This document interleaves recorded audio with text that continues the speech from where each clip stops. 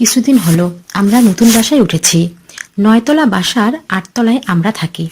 আমাদের জানালা আর পাশের বাসার ছাদ একদম একসাথে লাগানো।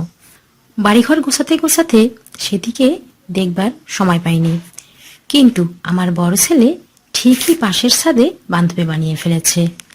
একদিন অবসরে খেয়াল করলাম ৫ বছর বয়সী দুইজন মেয়ে, সম্ভবত যমজ, কি সুন্দর করে ছাদে বসে ঘরকন্না খেলছে। আমার যে কি ভালো লাগলো। আর আমার ঘরে আছে দুটো ছেলে, তাদের মাথায় শুধু ভাঙচুর। কি আর করার, হাত বাড়িয়ে তাদের ডাকলাম, এই যে মামুনি, আসো এদিকে। আমার ডাকে দুজনে একসাথে ছুটে এলো আমার জানালার কাছে। জিজ্ঞেস করলাম ওরা চিডি কোঠাতেই থাকে কিনা। উত্তরে কিছু না বলে খিলখিলিয়ে হেসে ওরা পালালো।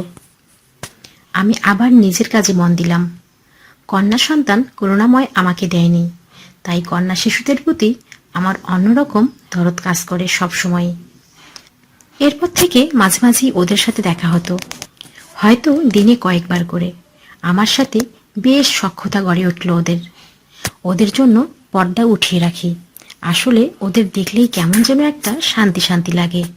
ওরাও আমাকে দেখলেই দুজনে একসাথে আন্টি আন্টি বলে ডাকে। রাজ্যর গল্প জানে মেয়ে দুটো, আমাকে দেখলেই গল্পের ঝুড়ি খুলে বসে। আমার বড় ছেলের সাথেও ওদের বেশ ভাব, কারণ ওরা যে সমবয়সী। তারা আবার উপহার বিনিময়ও করে জানালা দিয়ে। একদিন মেয়ে দুটো আমাকে একটা গোলাপ দিল, ওদের বাগানের গোলাপ। ওদের মা বোধ হয় বেশ শৌখিন, কি সুন্দর বাগান করেছে ছাদে। আমার আসলে চোখ জুড়িয়ে যায় ওদের দেখলেই। ফুল দিয়েই তারা বায়না করলো, ও আন্টি, আমাদের বাসায় আসো না প্লিজ। আমিও ঘরে অযথাই বসেছিলাম, হাতে কোনো কাজ ছিল না। খুব ইচ্ছে হলো পরীর বাচ্চাদের সাথে গিয়ে একটু দেখা করে আসি।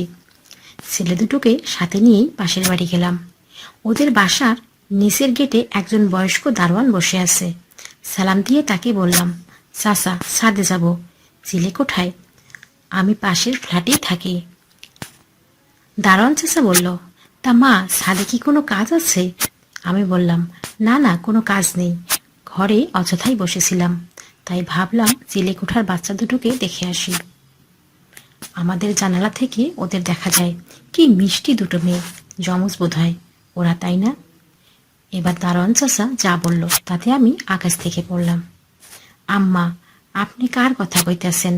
আমাদের তো ছাদ বন্ধ থাকে, ছাদে তো কাউরে যাইতে দেয় না বাড়িওয়ালা। আমি একটু রাগ করেই বললাম, আচ্ছা, উপরে যেতে দেবেন না তা না হয় ঠিক আছে, এমন মিথ্যা বলার কি দরকার আছে? আমি আসার আগেও ওদের বলে এলাম তোমাদের বাসায় আসতেছি। দারোয়ান চাচা বলল, আল্লাহর কিরামা, চলেন আপনি নিজে দেখে আইসেন। দারোয়ান চাচা সত্যি বলছিল, কারণ ছাদ দীর্ঘদিন বন্ধ ছিল, বোঝাই যাচ্ছে। আমি খুব করে অনুরোধ করলাম যেন একটুখানি খুলে দেয়। দারোয়ান খুলে দিল, কিন্তু ছাদে যেতে চাইল না। আমি ওনার কোলে আমার ছোট ছেলেকে আর হাতে বড় ছেলেকে দিলাম। আমি কেমন যেন মরিয়া হয়ে উঠেছি, আমার যেন ছাদে যেতেই হবে। ছাদে উঠে তাই দেখলাম যা আমি রোজ জানালা দিয়ে দেখি। বাচ্চা দুটো মেয়ে ছাদে ছোটাছুটি করছে। একপাশে বসে তরকারি কাটছে তাদের মা, মহিলা গর্ভবতী, মনে হয় খুব তাড়াতাড়ি সন্তান হবে। একদম নর্মাল সব কিছু, ভয় পাবার মতো কিছুই নাই। আমার বুক থেকে যেন একটা পাথর নেমে গেল। আমি মহিলার কাছে গিয়ে সালাম দিলাম।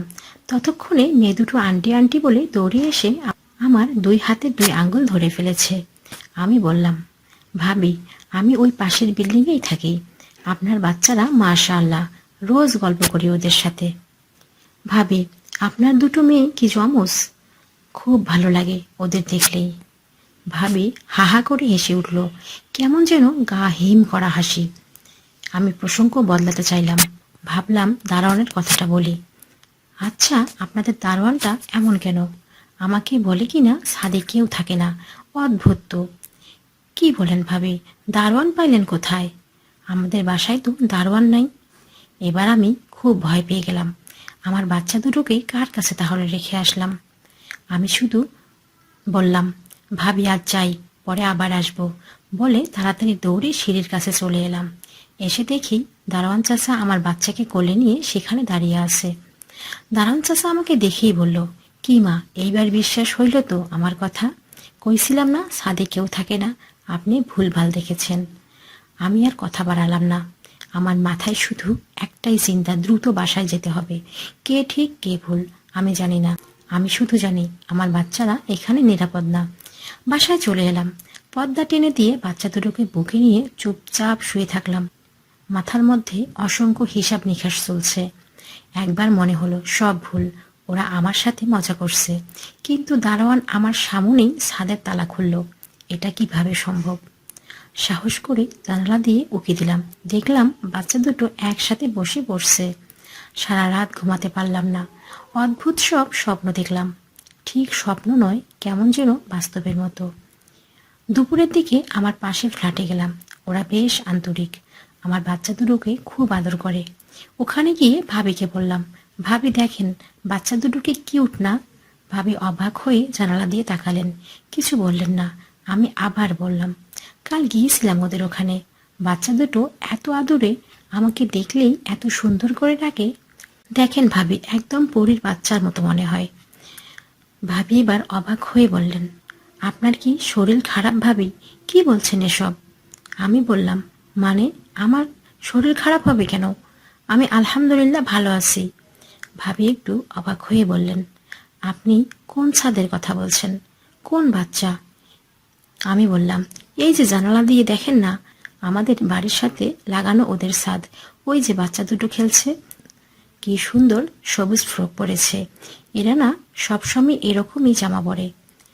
আমার যদি যমজ কন্যা থাকতো, আমিও এভাবেই একরকম জামা পরাতাম। ভাবি হতভম্ব হয়ে আমার দিকে তাকিয়ে বলল, ভাবি পানি খান। কি সব বলছেন? ভাইয়ের নাম্বার দেন তো, আমি ফোন দেই। আমি এবার রেগে গিয়ে বললাম, আচ্ছা সমস্যাটা কি? আমি আসলে বুঝতেছি না, আপনি কি ছাদে বাচ্চা দেখতে পারছেন না? ভাবি বলল, বাচ্চা তো দূরের কথা, এখানে তো কোনো বাসাই নেই, আমাদের পাশে তো ফাঁকা জায়গা। আমি থরথর করে কাঁপতে লাগলাম। আমি এবার ভীষণ ভয় পাচ্ছি। এতদিন ধরে কি হচ্ছে আমার সাথে তাহলে? আমি কার কথা বিশ্বাস করব? ভাবলাম সবাই আমার সাথে মিথ্যে বললেও আমার স্বামী বলবে না।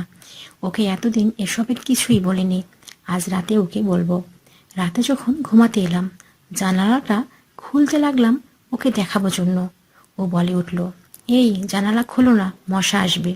ওই পাশে ফাঁকা জায়গা, দুনিয়ার ময়লা মানুষ ফালায়, ময়লার কারখানা ওখানে। আমি আর কিছু বললাম না, শুধু আর চোখে দেখলাম বাচ্চা দুটো ঠিক আমার জানালা বরাবর দাঁড়িয়ে আছে আর মিষ্টি করে হাসছে। এরপর আমার আর কিছু মনে নেই। 3 দিন অচেতন ছিলাম হাসপাতালে। বাসায় এসেই ভাবলাম আমাকে এর সব কিছুই জানতে হবে।